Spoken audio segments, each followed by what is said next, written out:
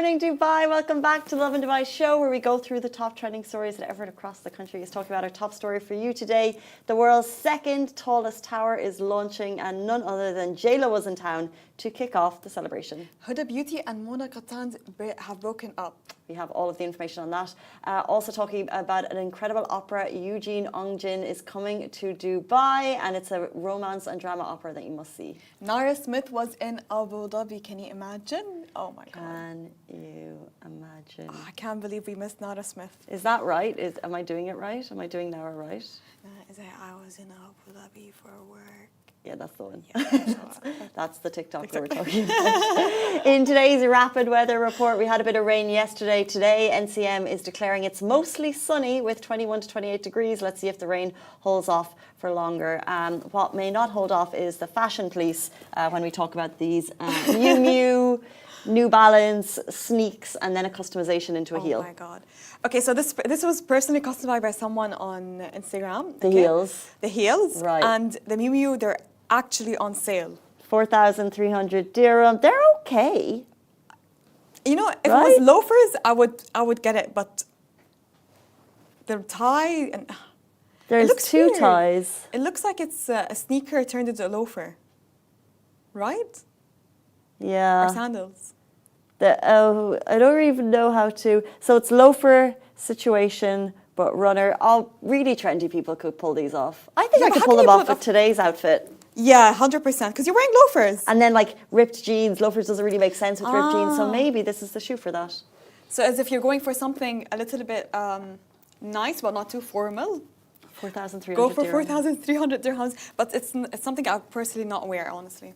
I think if I was spending that much money on shoes, I'd go for a great heel. Yeah, or little Vuittons, like red bottoms. Yeah, like something leather. Something that's not going to, like, because laces and stuff, they won't wear. I want those 4,300 dirham shoes would be passed down to my kids. Yes, and they have to be like a statement piece. A statement piece that you can always use and reuse. Do you not think something they're that would never. statement? It's not a statement piece. I'm sorry, but this is just a trend. Pay 4K for a trend. I don't know. For me, I think you have to get something that's. When you're buying such brand shoes, it's an investment. True. I think I'm the same, and that's probably because we can't afford That's because we can't afford it, so we buy one. Speaking of not being able to afford, big news last night. The world's second tallest tower is here, and J-Lo kicked off the celebration. So if you didn't grab tickets, it's because it was a private performance. The superstar was in town for the launch of the world's second tallest tower. You can see it there behind Massa, coming to Dubai. It's called the Burj Azizi, and it was purchased by Azizi and it will be on a Sheikh Zayed Road plot. The purchase was made in 2022, and last night it all came together. At 725 meters and 131 stories high, the height of the world's second tallest tower has received an all-official approvals from the authorities, and off-plan sales have already kicked off. So if you want to own a piece of this prime real estate, you certainly can. We know real estate agents are frothing to get their hands on this prime piece of property, if I can say that. The square foot prices for the ultra luxury units start at 7,000 and they increase up to 34,000. Apartment prices, they're saying, start at 7.5 million dirhams, with the most expensive priced at 156 million dirhams. The tower will also house a mall, a hotel, and entertainment facilities, and it's expected to be completed by 2028. To mark the announcement, J-Lo herself performed at Coca-Cola Arena last night. J-Lo. She'll always be remembered as the person that performed for the second tallest tower in the world. That will go down in real estate history. Real estate history, yeah. It just goes to show you the magnitude of what this launch means. There she is last night. Like, no one knew it was coming, knew the event was happening. A couple of big names there. Chris Fade was there, some Dubai Bling stars.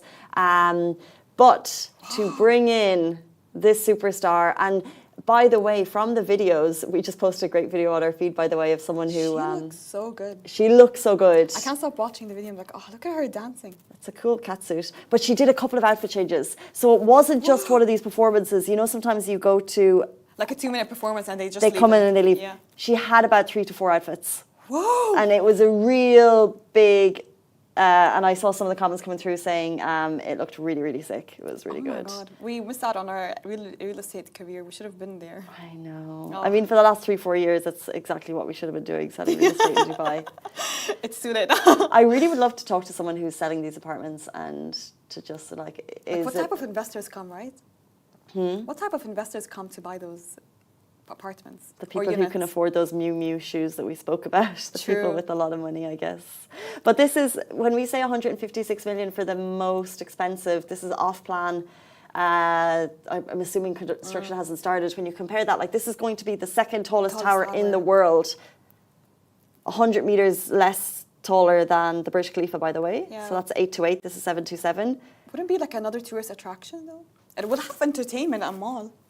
But how would you fit a mall inside this tall tower? That's a really interesting question, because the interesting, unique thing about this building is that it's on a smaller plot size. So it's going to be quite slim. So it wouldn't be like an apartment reception, but maybe a mall with stores. That's how I would imagine it. So if you walk in, the mall would be inside. It wouldn't be like a normal apartment reception. That's how I imagine it. What do you mean apartment reception? You know, when you go up, it's elevators, and then you have to go up to the elevator, and you have security in front of the apartment. Yeah.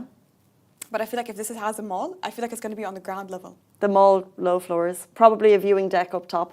Yeah. I would like this one because I like to look at the Burj Khalifa. So I think I'll buy in Azizi and I'll look at the Burj Khalifa. I need a 3-bed. So, and I need some money as well. You can start investing right now. The cheapest is 7 million. Yeah, it's a lot. The cheapest. The cheapest.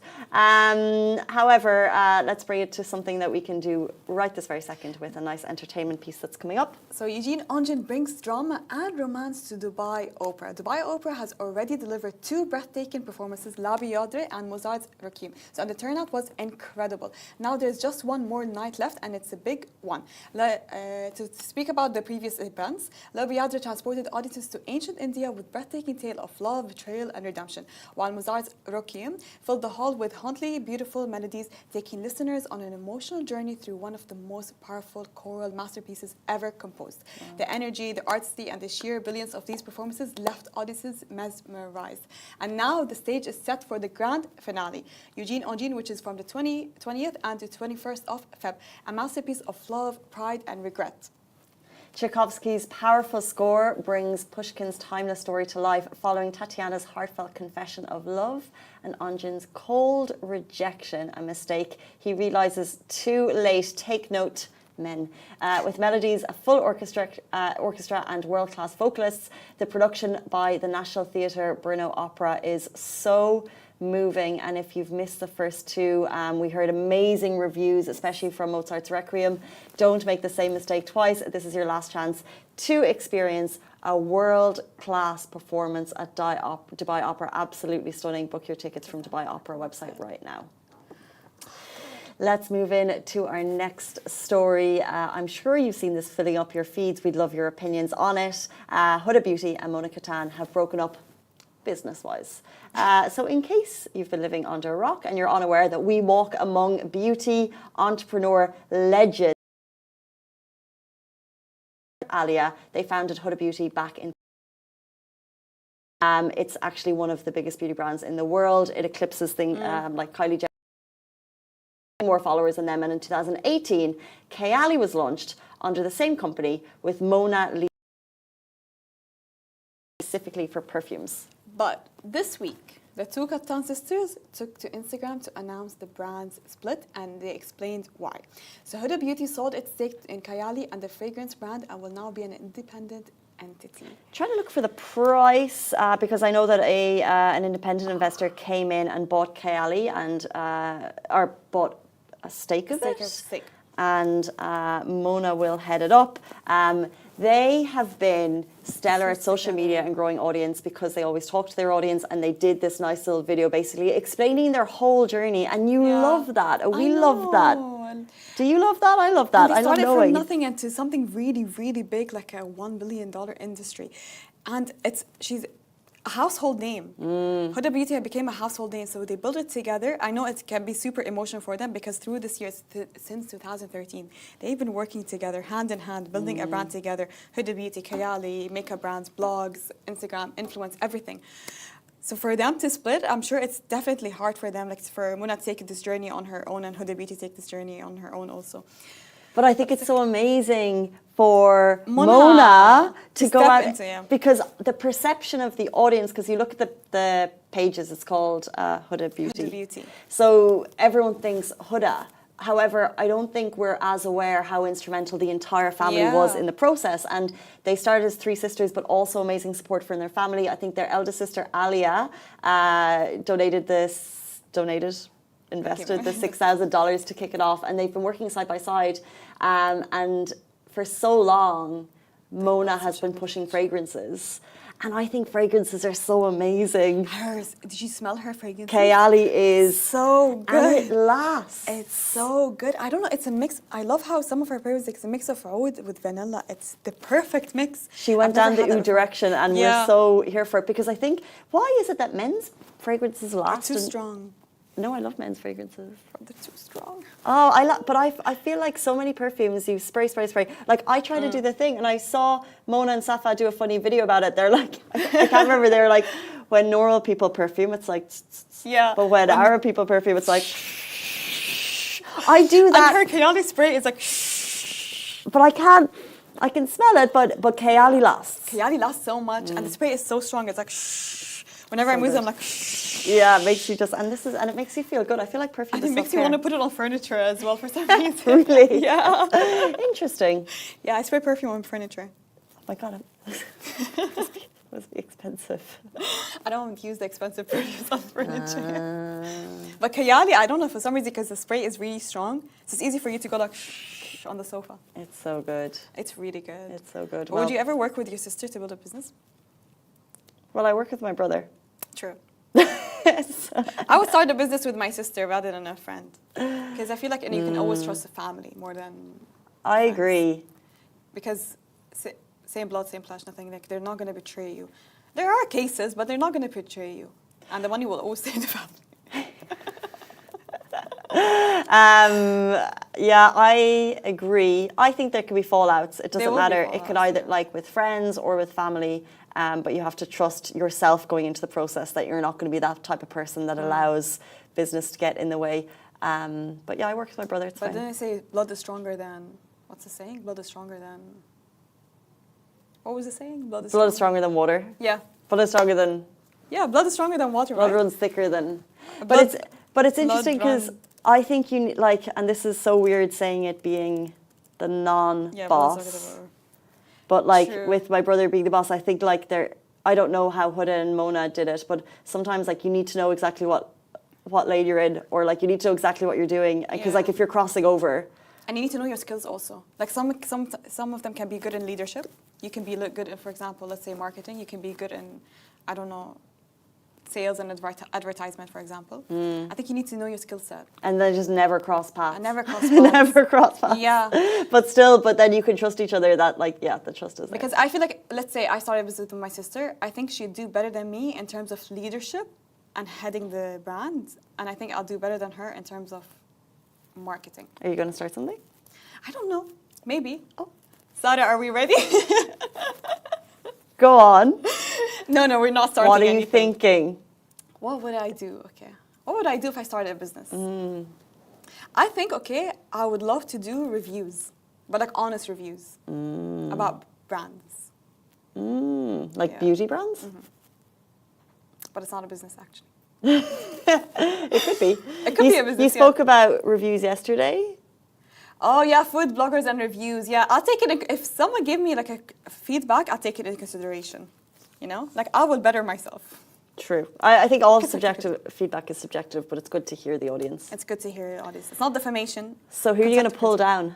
That's your the first brand, can I say? No. I have something in my mind. I would be worried. You can if you want. Shall we say it? Speaking of influencers and me kicking off my influencer journey, Nara Smith was in Abu Dhabi. Nara Smith was in Abu Dhabi. I think when I hear this title, you need to, because I saw it and I was like, who's Nara Smith? So if you don't mind, who is Nara Smith? Nara's, I'm sure she's been all over our TikTok feed and our Instagram feed. She's mostly on TikTok. She's the girl that cooks from scratch, and she has that voice to her. She's like, today my kids were craving cereal, so I decided to make it from scratch. First I got the flour and I put it in the plate. And she wears like those crazy outfits, really wild and crazy I know outfits. the one. Some of them are really good. Okay, and then she has 3 kids, and she's 22 or 23. She has 3 kids, or 22 or 23, and she's married to, I don't know, I forgot his name, I'm really sorry. I think Lucky Smith. His name is Lucky Smith. Cool name.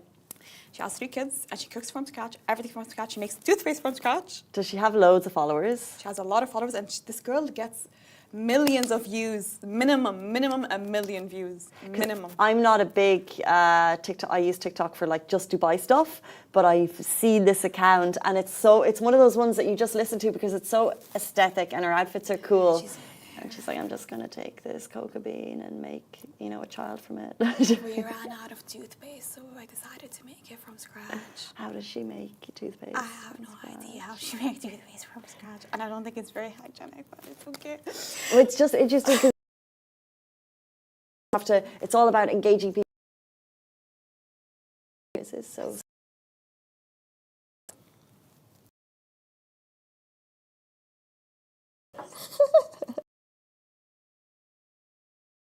Good for her.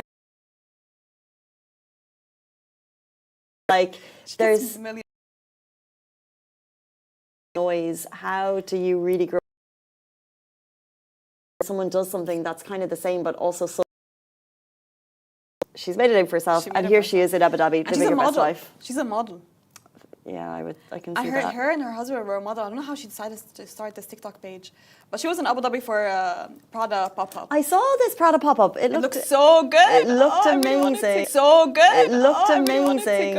But she didn't miss the chance to explore the city, and she mentioned everything she had from a trip, from food to the trips to everything in Abu Dhabi was so good. And if you go to Abu Dhabi, you do not go without visiting, of course, the Grand Mosque, and she did. And she said it was absolutely the most beautiful building she's ever seen. She also made a stop at Louvre Abu Dhabi, taking in the incredible art and architecture there. And I think it's safe to say that Abu Dhabi really left an impressive and a lasting impression on her. She loved it so much. Do you think she's going to come back to UAE again if she said that her trip was so good? I think it's such an aesthetic place that it really suits her brand values. I think if she said this is the most beautiful building she's ever saw in her life, I think she's going to come back again. Because it's so aesthetic. And she enjoyed the food so much. And she cooks from scratch. She cooks from scratch and she enjoyed the food so much. When you go to Abu Dhabi, you get there's everything. Calm, serenity, everything. It is. Super calm. She's it's just her architecture. I could see her living in Mamsha. Oh, or Sadiyat maybe. Or Mamsha Sadiyat, yeah, I could see that in one of those amazing apartments by the sea. It's so serene there. It's fab. What's your best Nara Smith impression? I went to the farm to pick things, and now I'm going to cook for my kids. I can do better. You can do better. You can hold something. I've decided to be a journalist for the day, so I've found some coffee beans outside, and I've made coffee, and now I'm going to... I don't know how she comes up with the voiceovers, honestly. Her script is always so good. It's always on point. I need to watch more of hers. But it's also kind of enjoyable just speaking like this and slowing down her pace. Slowing down, and it's going to make you sleep. I wonder what she's like in real life. I feel like she's so calm, and I feel like she's so monotone. That's what I feel.